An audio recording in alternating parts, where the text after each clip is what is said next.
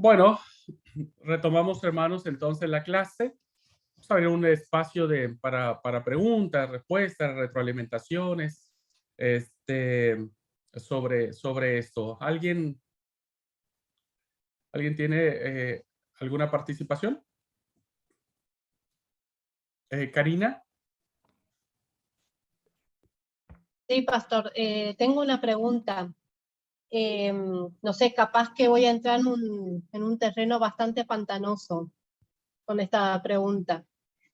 Em, en el cuadro que usted nos mostró por último es sobre la superación de la ruptura. Acá en la lectura nos está diciendo que Dios se arrepintió del diluvio. ¿Por qué se arrepintió si Dios es omnisciente, que Él conoce todas las realidades y posibilidades? Sí, es una expresión que difícilmente podríamos interpretarla de manera aislada del texto en su totalidad. Es una expresión que a muchos nos causa sorpresa porque decir, bueno, Dios se arrepiente, o sea, si Dios se arrepiente, entonces trastoca como es su esencia, ¿no? Trastoca su esencia, decir, bueno, se arrepintió de algo mal que hizo, ¿no? Es como decir, y me arrepiento de esto que hice mal y bueno, en términos coloquiales es decir, metí la pata, ¿no? Metí la pata. Sin embargo, en una explicación muy por encima, ¿no? Porque si nos da tiempo, vamos a hablar el tema del diluvio, ¿no? Vamos a hablar, al igual que la pieza literaria de Caín y Abel, si nos da tiempo, abordamos la pieza literaria del diluvio, que también es sumamente importante. Recuerden, hermanos, que estas expresiones vienen en función de estas rupturas. Vienen en función de estas rupturas. Y me parece a mí, por eso digo que de manera muy somera, que la expresión que utiliza el escritor sagrado para decir que se arrepintió Dios es más bien una expresión propia del autor que está denotando el, el, el profundo efecto que ha tenido esa ruptura de la filiación divina que Dios quiso establecer con el hombre. Me parece que más es una expresión del autor sagrado donde pone en corazón o en el corazón de Dios o pone en la persona de Dios este sentimiento que es muy humano, que es profundamente humano, ¿no es cierto? Pero que evidentemente solo está denotando al lector cómo esta ruptura, ¿no? Ha traído graves y profundas consecuencias que terminarán en el diluvio, que terminará en una catástrofe, ¿no? No porque en sí mismo Dios, en sus atributos que ahora ya conocemos, ¿no? Que ya conocemos los atributos comunicables e incomunicables de Dios, esté o dé paso al error o dé paso a lo incompleto o dé paso a la imperfección. No, eso nunca sucederá en Dios. Me parece que esta es una expresión en la narrativa teológica que el escritor sagrado está utilizando para denotar la profundidad, la gravedad, la impronta que se refleja en un pensamiento, un sentimiento humano, ¿no? De lo que significa esta ruptura. Esa sería en primera instancia mi apreciación, mi querida Karina, ¿no?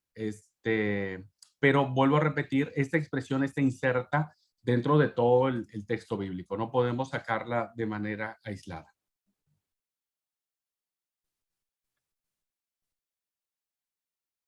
No sé si aclaro un poco, mi querida Karina. No estoy dando una respuesta total y completa porque habría que ir versículo por versículo previo. ¿Cuál es la función que tiene esta expresión, principalmente del capítulo 6, del 1 en adelante? Solo quiero mencionar que es una expresión muy propia del autor para reflejar a través de un sentimiento humano la profundidad y la gravedad de esta ruptura, que desencadenará en un evento catastrófico como lo será el diluvio.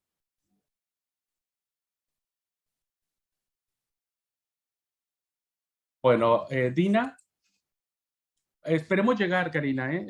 Vos siempre te tengo en deuda a vos, pero bueno, ya te voy a pagar una con el tema de Caín y Abel. Confiemos en Dios que vamos a llegar al diluvio. Sí, mi pregunta es, bueno, usted explicaba que los gigantes fueron exterminados con el diluvio. En la tierra de Canaán, cuando el pueblo de Israel entró, cuando entraron los espías y luego el pueblo, también había gigantes, ¿no? Alude a lo mismo a las personas grandecitas. Muchos comentaristas establecen un cierto paralelismo entre los gigantes que aparecen en Génesis 6 y los gigantes a los que se enfrenta o a los que miran los espías cuando los mandan a la tierra prometida. Pero otros comentaristas establecen que no existe paralelismo, o sea, no está hablando de los mismos gigantes, porque estos, los del capítulo 6, en esta teología narrativa, en una explicación, diríamos, tiene que ver más con las cuestiones religiosas sagradas, de prostitución sagrada que tenían los dioses con los humanos. Y el tema de los gigantes que aparecen en el relato de la conquista, el reconocimiento de la tierra, más va en función de establecer como un obstáculo de miedo por parte de los otros espías para no poseer la tierra prometida. Los gigantes que aparecen en este relato tienen que ver más como una especie de decir, no vayamos porque hay gigantes, pero no tiene una connotación religiosa como lo establece en Génesis 6. Ahora, hablar de gigantes, hermanos, vuelvo a repetir, tendríamos que verlo en la cosmovisión del escritor del primer siglo. Hoy hablar de gigante no sé qué sería, qué pensarían ustedes, cuál vendría a nuestra mente la idea de gigantes. Y nuestra mente o nuestra idea que se genera en la mente viene mucho en función de lo que hemos sido influenciados, o de una película, o de un récord Guinness, o principalmente los aspectos mitológicos con los que nos hemos rodeado. Pero en el caso del tema bíblico, no, habría que definir qué entiende el escritor sagrado por gigante. Por gigante. Bere.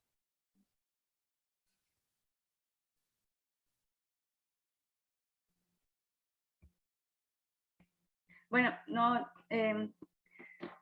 algo así como breve nada más respecto de lo que primero Karina comentaba. Yo igual había entendido algo parecido así a lo que vos explicabas, porque primero es como inconcebible que Dios cambie de parecer. A mí me parecía este texto que es como una forma para que nosotros podamos comprender el por qué sucedió lo que viene después con el diluvio. Pero bueno, fuera de ese comentario, sí, no sé si estaba bien mi apreciación o no, pero la lectura que nos dejaste, la verdad que estaba re interesante, de haber sabido que estaba tan fácil y tan práctico y tan detallado el Pentateuco ahí, no hubiera leído desde el Génesis hasta donde voy de Deuteronomio, me hubiera ahorrado toda la lectura, porque está muy, muy, muy bien detallada, te lleva bien paso por paso. Y bueno, nada, la verdad que es muy interesante la apreciación que hace el escritor. Los que no hayan podido hacer la lectura todavía, se las recomiendo. Obviamente creo que uno lo va a comprender mejor cuando ya uno leyó el texto bíblico, porque si no es como que tampoco uno va a entender de qué nos está hablando. Por muy detallado que sea y por muy paso a paso que nos lleve el escritor, siempre es bien importante poder haber hecho la lectura previa. Y bueno, la verdad que muy interesante poder analizarlo desde esta profundidad, porque hay cosas que por ahí uno realmente siempre tomó de manera literal, pero tiene que ver con esta parte de la cultura. El hecho de no poder entenderlo desde la cosmovisión de los escritores sagrados que tienen una forma o tenían una forma de pensar y de concebir las cosas muy distinta a la de nosotros. Era como, para mí es como hablar cuando nos hacemos referencia de que para ellos el ser humano es una sola pieza, es un todo, y nosotros siempre tenemos esa dicotomía de separar todo, lo bueno, lo malo, todo es blanco y es negro, y para ellos no. Entonces, en ese sentido, comprender el texto bíblico desde esa perspectiva, desde esa comprensión que ellos tenían de lo que era o de lo que es Dios y de lo que significa su relación de Dios con el ser humano, es muy distinta a lo que uno aprendió. La verdad que a mí me sorprendió mucho. Sí, gracias, Bere, porque finalmente poder esquematizar mentalmente nos hace mucho más factible y digerible la lectura del Pentateuco, ¿no es cierto? Y bueno, creo que es vital el poder tener como que ese panorama general de tal manera que se haga muy, muy útil el estudio del Pentateuco. Mi hermana Zoraida. Bueno, antes de mi hermana Zoraida, siempre es bueno, hermanos, solo como línea para que puedan ustedes seguir investigando un poco. Si ustedes leen otra versión del texto bíblico de este pasaje que nos habla Karina, ustedes van a leer cómo lo traducen en otras versiones. Y me parece que sería interesante también darle una apreciación. Dice, viendo Yahvé que la maldad del hombre cundía en la tierra y que todos los proyectos de su mente eran puro mal de continuo, esa es la justificación. Por eso digo que este es un relato ininterrumpido que tiene que ver con el tema de la profunda ruptura que existe, ¿no es cierto? Le pesó a Yahvé de haber creado al hombre y a la mujer y se indignó en su corazón. No utiliza la palabra arrepentimiento, sino más bien indignación. Si nos atenemos a esta traducción, ¿no? Se va un poco ese espíritu que nos choca el tema de hablar de y Dios se arrepintió. Si lo hablamos en términos de esta traducción y se indignó en su corazón, evidentemente nos coloca ya en esa postura de la interpretación que yo les daba, de el sentimiento humano, que no deja de ser humano, pero la indignación sí entra dentro, sí tiene cabida dentro de los atributos de Dios, ¿no? Su indignación. Entonces tiene sentido el texto, deja de ser chocante y tiene un acomodo. Entonces abro una línea de investigación para que ustedes puedan ampliarla más. Busquen algunas Biblias comentadas sobre ese versículo, ¿no? Y pueden tener un poco más de luz que nos permitirá poder apreciar el texto. Bueno, dicho lo anterior, mi hermana Zoraida. Bueno, hermanos, yo quería decir dos cosas. La primera, pues la que acaba de explicar el hermano Abraham. Nosotros en la Reina Valera leemos que Dios no es hombre para que mienta, ni hijo de hombre para que se arrepienta. Y punto. Pero la palabra de Dios no muestra eso, porque a Dios le duele en su corazón nuestro sufrimiento. Nos crió con un propósito, nos ama, entonces vemos en todo el transcurso de la historia, y si lo ponemos a nivel personal de nuestra vida, que él mantiene estirando su mano y diciendo, por favor no se vaya, por favor no se vaya, por favor haga, yo te quiero aquí. Entonces, en todo el transcurso de la vida no podemos decir que entonces la Biblia se contradice. Por el contrario, en cada paso Dios está mostrando su amor, porque si bien le pesó haber hecho al hombre, también le pesó haber acabado con toda esa gente de un solo momento, de manera espiritual hablándolo, ¿no? Hermano Abraham, a ver si le entendí. Cuando se escribió el texto del antiguo, el Pentateuco, la persona o las personas que lo escribieron para formar una historia de ellos, para formar un carácter de ellos, de lo que ellos eran. En el caso del pueblo judío, pues estaban formando el carácter de ese pueblo que creía en el Dios vivo, en el Dios único, no como los demás pueblos que ya estaban. Entonces, para cada cosa que se daba, necesitaban una forma de explicarla, pero desde otro ámbito, no del que tenían los países vecinos. Entonces, en el caso de los gigantes, pues ya no iban a ser como la cultura griega, que eran los dioses que se juntaban con humanos y salían semidioses, sino que dijeron fueron los hijos de Dios con los hijos de los hombres y salió ese desperfecto. Salió eso que no es natural, eso que no debía ser. Entonces buscaron de lo que en términos generales ya tenían para explicar lo que querían decir y dar respuesta a cada una de las cosas que pasaban a su alrededor como humanidad. Entonces, la persona o las personas que escribieron estos textos o que los inventaron o que Dios los inspiró, tomaron explicaciones para cada cosa desde la perspectiva del Dios único que ellos creían. ¿Sí? Sí. Sí, tiene razón. Recuerden, hermanos, que el texto bíblico se va fijando en función de la experiencia que tiene el pueblo con ese Dios. Hablo no en términos peyorativos, hablo en términos muy respetuosos. De acuerdo a la experiencia que el pueblo tiene con ese Dios que se va revelando primero a los patriarcas. Tan es así que la primera denominación que tenemos de Dios es el Dios de Abraham, de Isaac y de Jacob. En esa experiencia, ¿no? El pueblo va estableciendo sus principios fundantes, su identidad que los coloca como un pueblo elegido, como un pueblo especial, ¿no? Vamos a hablar sobre la teología de la elección, pero todas estas narrativas, ¿no? Tienen como función eso, tienen como función el hecho de establecer que Dios sigue amando a su creación. Pongamos el caso de Abel y Caín. Abel y Caín no mueren, pero Caín sigue vivo, pero Dios le suscita otra simiente a Adán y a Eva. Es decir, Dios sigue estando presente en ese pacto, ¿no? Y ahora Seth se convierte en la genealogía de Dios, diríamos, ¿no? En antítesis con lo que es Caín y Lamec.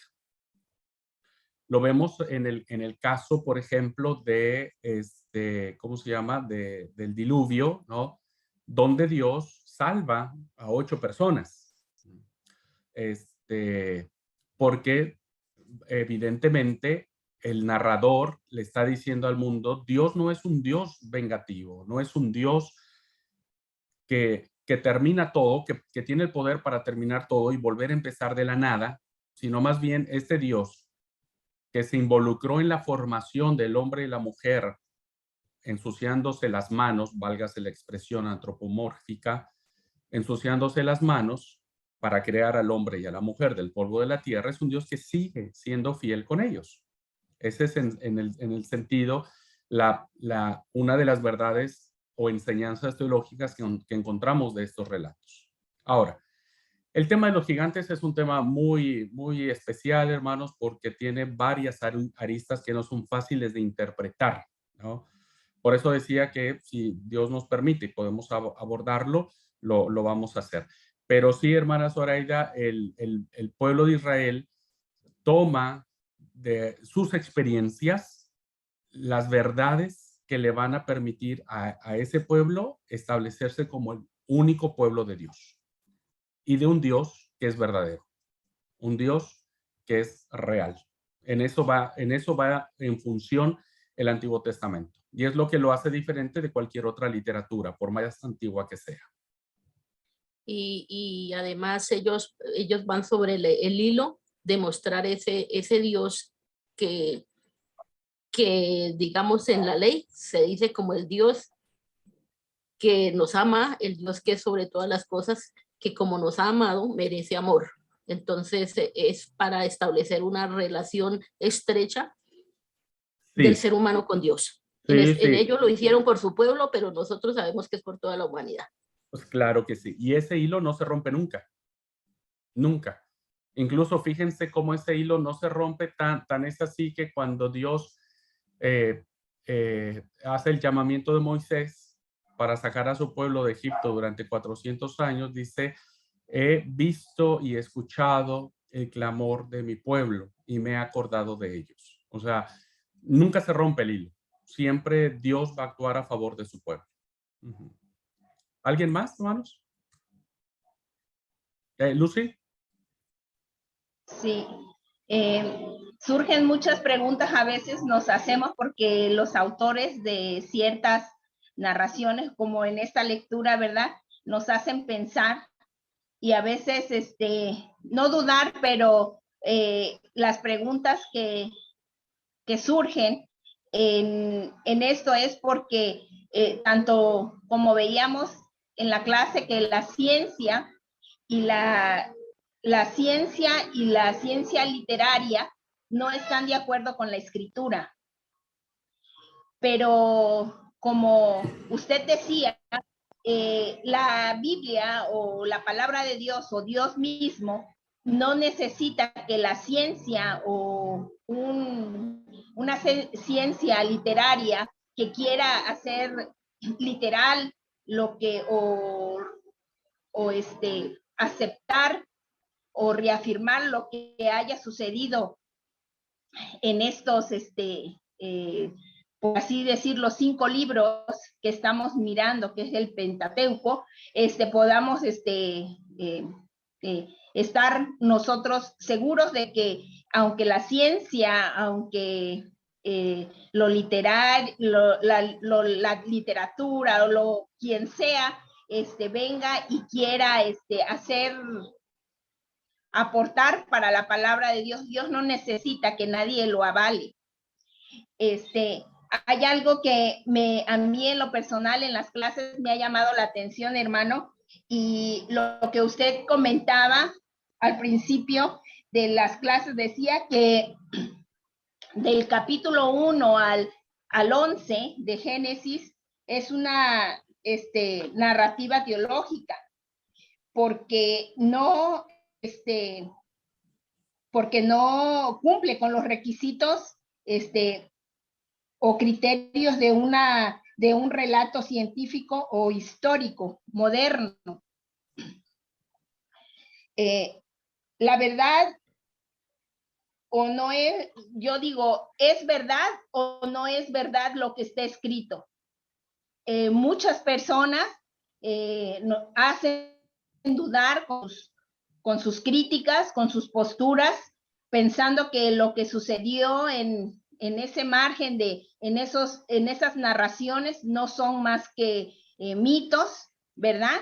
Y nosotros al ver esto o al analizar esto, cuando leemos las escrituras podemos mirar la esencia de Dios, que cuando el escritor de esos libros, quiero pensar que así es, que fue supervisado por el Espíritu Santo cuando se escribió desde el principio, ¿verdad? En el principio era el verbo y el verbo era con Dios y el verbo era Dios. Todo eso fue inspirado por el Espíritu Santo. Y yo creo que cada palabra que fue escrita en las escrituras y que están ahí, se hizo con un propósito. Y todo lo que está ahí es palabra de Dios. ¿Por qué? Porque fue supervisado por el Espíritu Santo.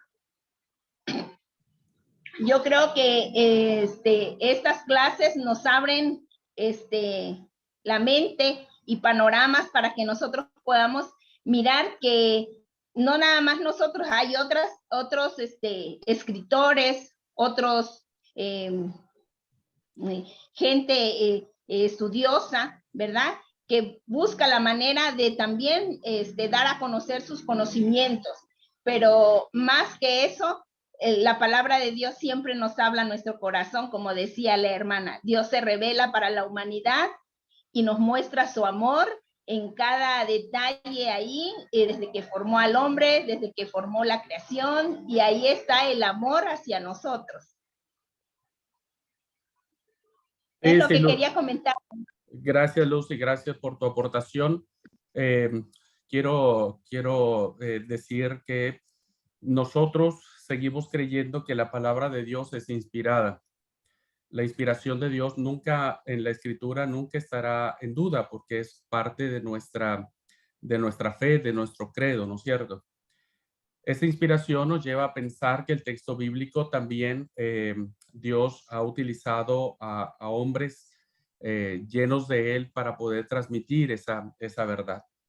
Es cierto, hermano, yo se los dije desde un principio, ¿no es cierto? Hoy en las ciencias bíblicas hay un montón de posturas para todos gustos y géneros, ¿no? Posturas que tienden a satisfacer a unos y tienden a tener sentimientos de rechazo en otros. Nosotros somos estudiantes de la Escritura y siempre debemos tener la honestidad de poder reconocer aquello que para nosotros puede ser revelación de Dios y entendible a nuestro concepto, y aquellas cosas que no, ¿no es cierto?, que escapan a nuestro entendimiento. Yo siempre seré alguien que creerá en el texto bíblico y lo defenderá, pero también entiendo que cada uno de nosotros en ese acercamiento sincero, honesto, real del texto bíblico, nos enfrentamos a muchas interrogantes. Y pienso que Dios nunca está en contra cuando cuestionamos desde el temor de Dios esas interrogantes, y no porque el texto bíblico está mal, las cuestionamos desde nuestra incapacidad, desde nuestras limitaciones, desde nuestras falencias. Entonces, desde ahí cuestionamos desde nuestra ignorancia sobre el texto bíblico, y con base en eso, ¿no es cierto?, uno siempre va a tratar de encontrar lo que para nosotros es verdad, ¿no? Lo que para nosotros es verdad. Nunca pretendo establecer verdades en mis clases más allá de mis posturas o de mi apreciación o de lo que yo alcanzo a ver, sino más bien como maestro les motivo a que ustedes impulsen su propio conocimiento, o sea, que ustedes vayan también buscando y estableciendo sus criterios, ¿no? De cómo encarar principalmente estos 11 capítulos de la Biblia que presentan ciertos desafíos en todos los sentidos. Pero nunca, hermanos, nunca pierdan de vista que es palabra de Dios. Y traten de encontrar siempre, como lo hacemos en clase, ¿no?, de reconocer que el texto bíblico ha sido escrito para establecer que existe un solo Dios y que ese Dios es nuestro y que ese Dios es verdad. Porque esa es la máxima que nosotros encontramos en estos textos. Más allá de estas situaciones, ¿no?, que enfrentamos en el mismo texto que vamos a ver en el transcurso de la cursada, la verdad indiscutible es que hay un solo Dios y ese Dios es verdadero y ese Dios es el que nosotros creemos, ¿no? Así que, bueno, gracias, Lucy, por compartir tu punto de vista, y yo los motivo a todos, hermanos. Ustedes son estudiantes del texto bíblico. Ustedes tienen también que aprender a discernir, a leer, como dijo el apóstol Pablo, tomen lo bueno, desechen lo malo, ¿no es cierto? Pero nunca pierdan de foco que la verdad que la Biblia nos revela es la verdad de un solo Dios. ¿Ok? Bueno, si no hay nadie más, hermanos, vamos a continuar la clase. Y me parece que me voy a ir muy rápido en esta clase, hermanos, porque tiene estos minutos, porque tiene que ver básicamente con historias que nosotros ya conocemos, ¿no? Que ya conocemos y que solamente tratamos de identificar, y que en la lectura que les di de base, ¿no? De base, como para una guía que ustedes puedan enriquecerlo, les pueda servir. Entonces, tenemos que vienen ahora el ciclo de los patriarcas, las tradiciones que se fueron recogiendo de manera oral, ¿no? Que eso también es muy importante, que un intérprete de la Biblia no pierda de vista. Fueron tradiciones orales que en la medida de lo posible fueron manteniendo su origen y su forma en este sentido. Pero vuelvo a repetir, hermanos, el escritor sagrado no es un historiador moderno. Nuestros lentes, desafortunadamente, nos exigen que sea así, pero debemos evitar caer en esa tentación y tratar de ir un poco más allá. Bien, viene del Génesis 12 al 50, las historias de los tres patriarcas, Abraham, Isaac, Jacob, y puse Jacob e Israel, hermanos, porque todos sabemos que en algún momento Dios le cambia el nombre a Jacob y se convierte en Israel.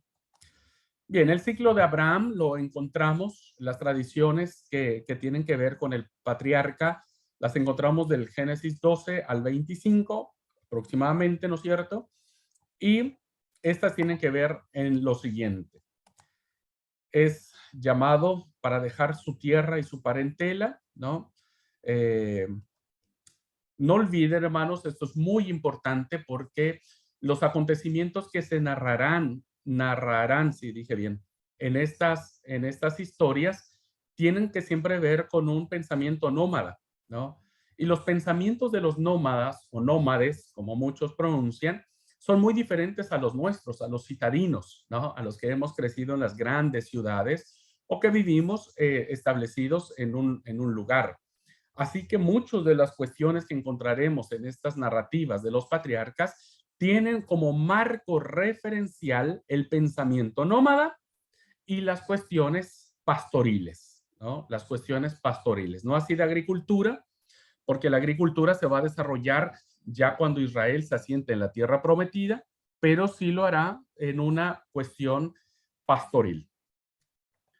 En estas tradiciones encontraremos la historia del hermano y o sobrino de Lot. Al principio el texto bíblico dirá que no nos conviene pelearnos porque somos hermanos, y cuando sucede el tema de Sodoma y Gomorra dice que Abraham fue en rescate de, en la guerra la batalla que hay, que Abraham va a rescatar, dice que es su sobrino Lot.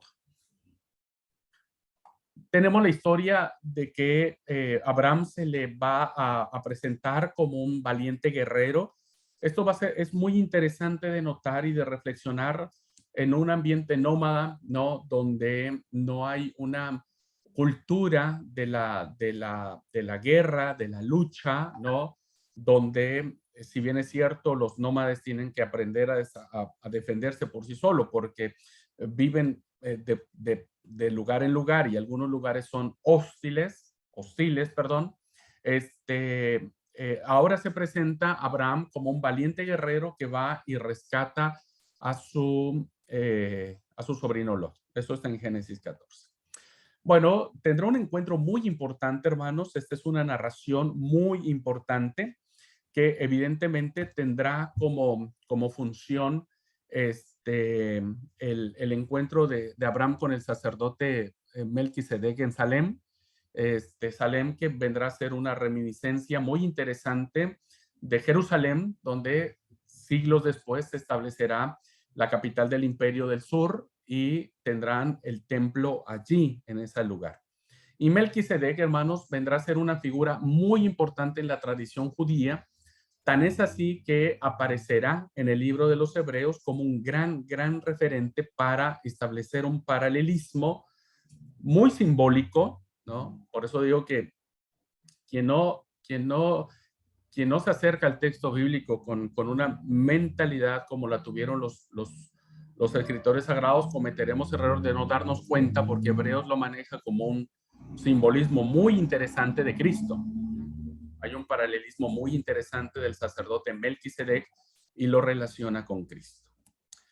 Bien, en el capítulo 15 encontramos la promesa formal del heredero, donde Dios le dice que va a tener un heredero. Va a haber una conclusión al final de ese capítulo sobre la alianza entre Dios y Abraham. Se va a hablar sobre las alianzas, los pactos que Dios establecerá con su pueblo. Bueno, estará inserto en este ciclo de historias que se vinieron trayendo en el pueblo, la historia de Agar y de Ismael. Va a renovar Dios la promesa de la alianza y estará aquí, hermanos, inserto el punto de lo que es la circuncisión como una señal de ser un pueblo elegido.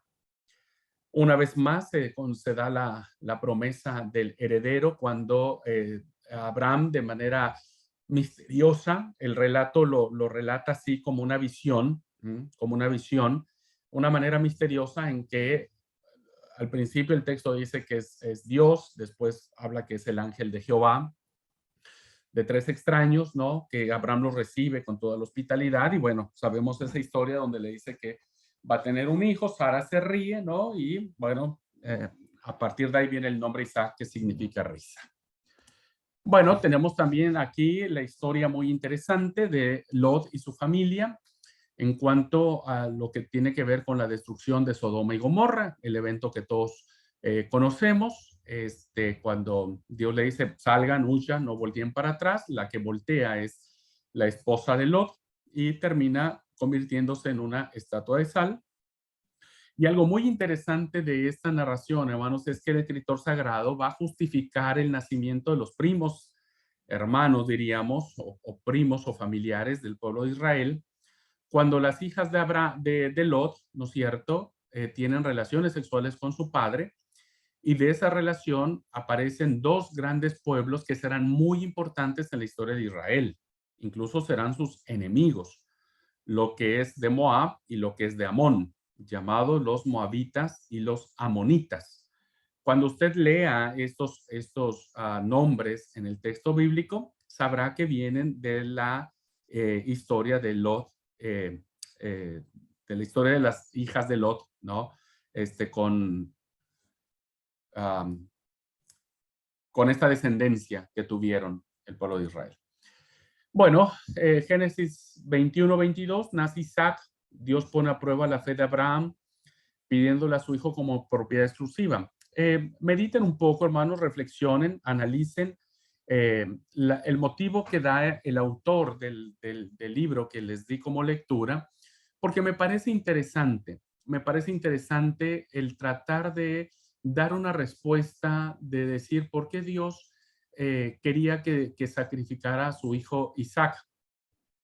Cuando esa práctica, ¿no es cierto?, de sacrificios humanos no eran propios del pueblo de Israel y que evidentemente Dios bajo ninguna circunstancia podría pensar por algún momento hacerle la maldad, si usted me permite ese término, hacerle la maldad o el juego o la broma o la gastada a Abraham y decirle, bueno, necesito que agarres a tu hijo y pongas el cuchillo que lo mates, ¿no es cierto? O sea, está hablando de una muerte humana.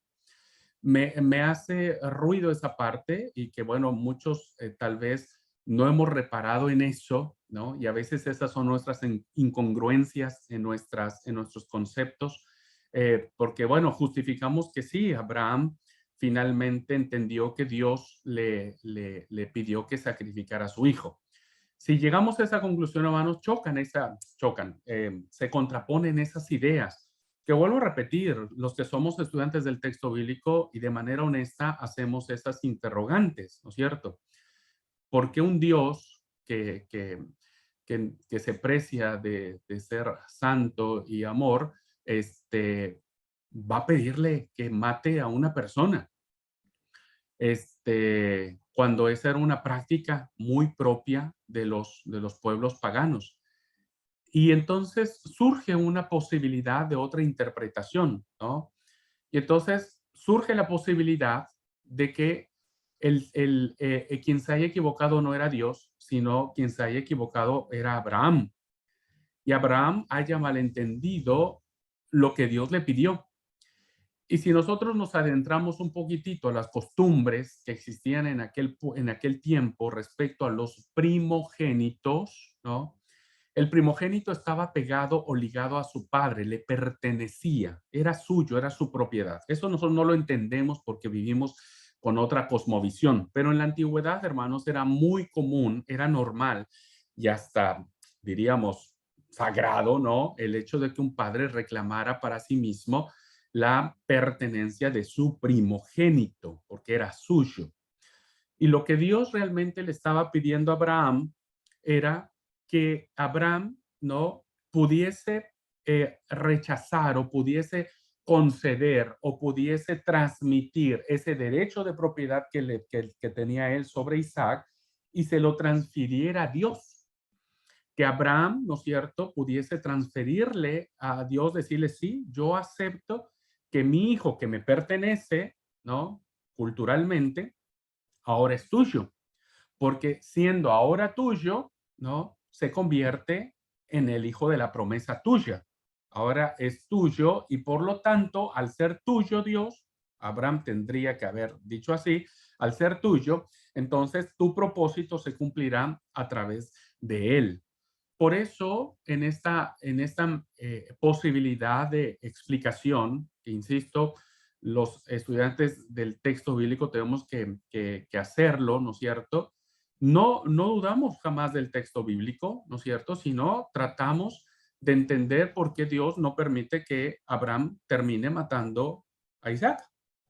O sea, finalmente Dios termina diciéndolo, no lo hagas. O sea, yo no quiero ese tipo de sacrificios humanos que pertenecían básicamente a una cultura cananea, pagana. Yo solo quería que vos me pudieses entregar a tu hijo. Más allá de eso, hermanos, más allá de las posibilidades que pueden existir en las interpretaciones del texto bíblico, nosotros miramos que Abraham, en cualquiera de los dos casos, ¿no? Es el padre de la fe.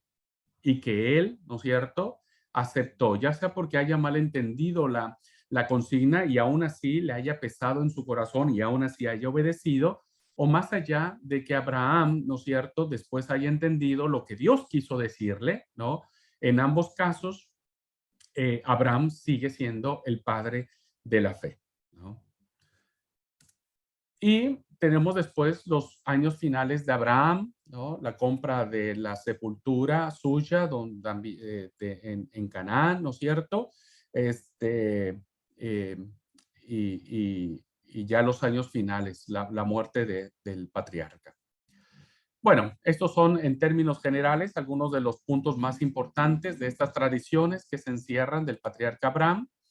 Y entonces aquí el autor nos hace una interesante afinamiento de lo que el texto bíblico tiene, que se le conoce en los círculos teológicos como la teología de la elección. Fíjense ustedes, hermanos, cómo esta teología de la elección viene en función del propósito de Dios. Abraham tiene dos hijos. En los dos casos, tiene la intención de cubrir la promesa de Dios, Ismael e Isaac. Solo que Dios, aunque bendice a Ismael, termina eligiendo a Isaac como el hijo de la promesa. Realmente el derecho de la heredad como primogénito lo tendría Ismael, ¿cierto? Porque era hijo de Abraham. Lo mismo sucede con Isaac. Isaac tiene dos hijos y el primogénito es Esaú. Y Jacob no es el primogénito. Por lo tanto, le correspondería a Esaú seguir en la línea de sucesión del plan de Dios. Sin en cambio, Dios no elige a Esaú, sino de manera interesante, elige a un hombre que tiene todos los defectos del mundo, pero lo elige como el líder o el sucesor de esta línea de elección. Lo mismo sucederá, hermanos, con Jacob, ¿no?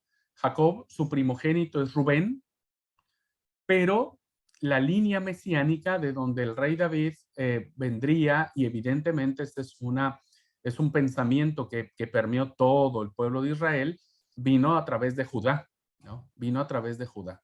Entonces, Judá se convierte básicamente en el sucesor.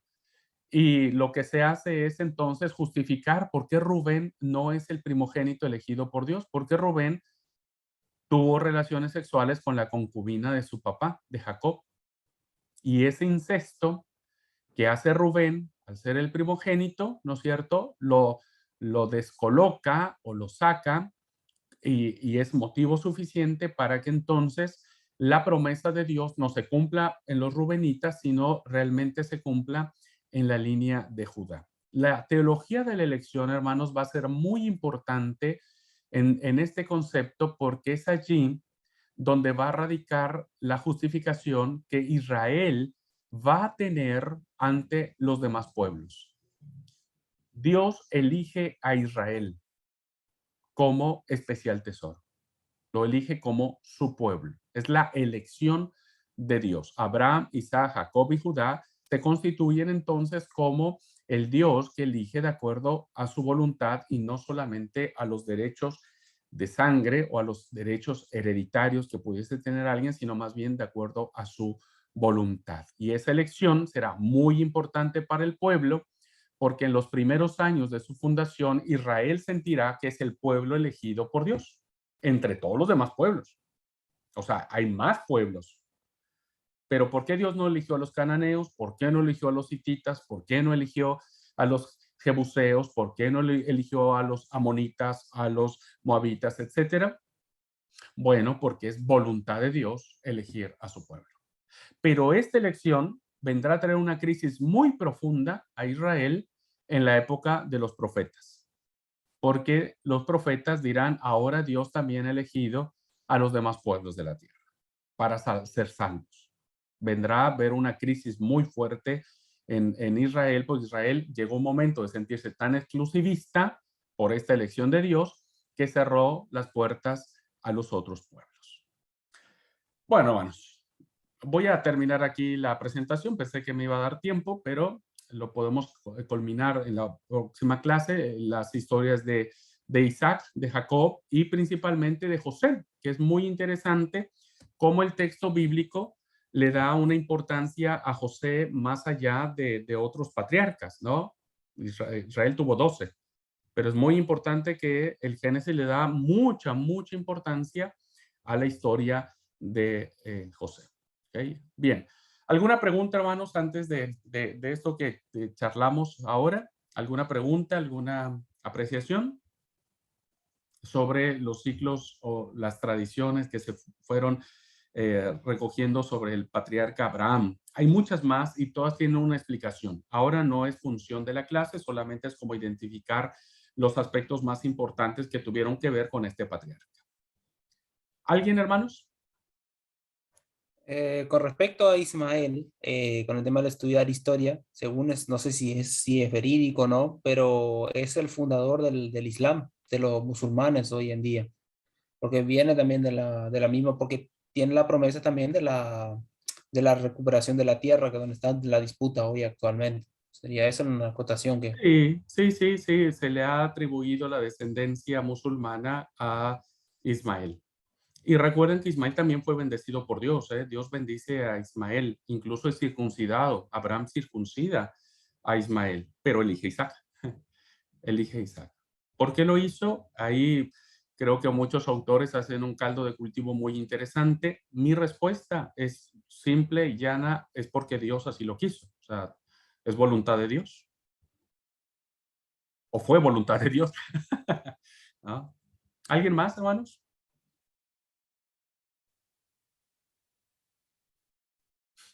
Traten de investigar un poco más sobre eso, hermanos, sobre esa historia que les comenté de Abraham y de Isaac, ¿no? Creo que hay lindas lecciones allí. Hay muchas lecciones muy lindas en el ciclo de Abraham. Lástima que no tenemos oportunidad de leerlas todo, ¿no? Pero la verdad es que cuando uno trata algo más allá de con lo que fuimos formados, la verdad que uno termina teniendo una mejor comprensión de Dios, ¿no? Uno termina incluso rompiendo esas ideas de Dios que a veces uno tiene del Antiguo Testamento como el Dios vengativo, como el Dios malo, como el Dios... Y yo creo que Dios no es eso. Creo que Dios no es esa imagen que nos hemos formado. Creo que más bien los errores han sido nuestros como seres humanos, ¿no? De entenderlo así. Pero pienso que Dios ha sido perfecto y único y especial y amoroso y todo lo que existe. Bien, ¿alguien más, hermanos?